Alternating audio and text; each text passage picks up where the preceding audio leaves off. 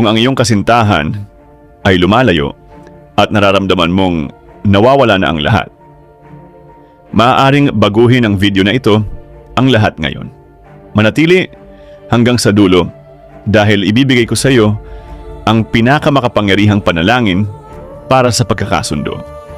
Ang ginamit ng libo-libo at hindi kailanman iniwan ni San Marcos ng Leon nang walang sagot. Nararamdaman mo bang wala ng solusyon? Na kahit gaano ka pa magsalita, lahat ay lalo pang lumalala? Na ang katahimikan sa pagitan ninyo ay mas masakit pa kaysa sa anumang away? Ang nararamdaman mo sa iyong dibdib ngayon, kilala na ito ni San Marcos. At mayroon siyang kapangyarihan doon. Kapag ang isang mag-asawa ay nasa krisis, ang pinakamalalim na takot ay hindi ang mawala ang tao, kundi ang mawala ang version mo mismo na umiral noong mahal ka pa ng taong iyon. Hindi ka naghahanap ng mahika. Naghahanap ka ng tunay na himala. Gusto mong tingnan ka ulit ng taong iyon tulad ng dati. Na mawala ang lamig sa pagitan ninyo.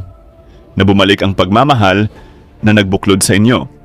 Si San Marcos ng Leon ay ang mandirigmang ebanghelista. Siya ang nagpaamo sa Leon.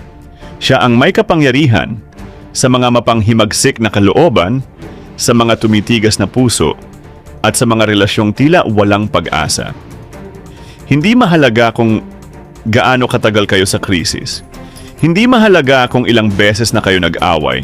Kung saan hindi na kayang gawin ng tao, si San Marcos ng Leon ay kumikilos pa rin.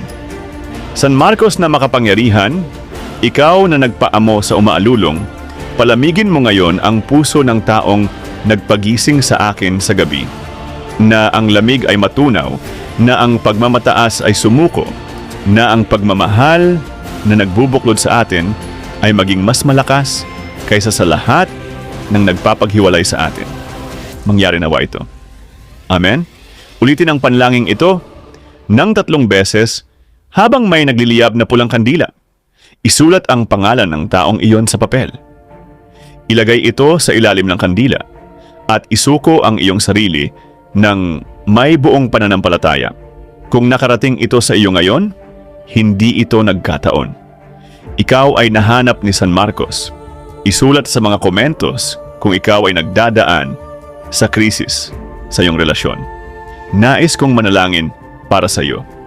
I-share ang video na ito sa isang taong nangangailangan ngayon.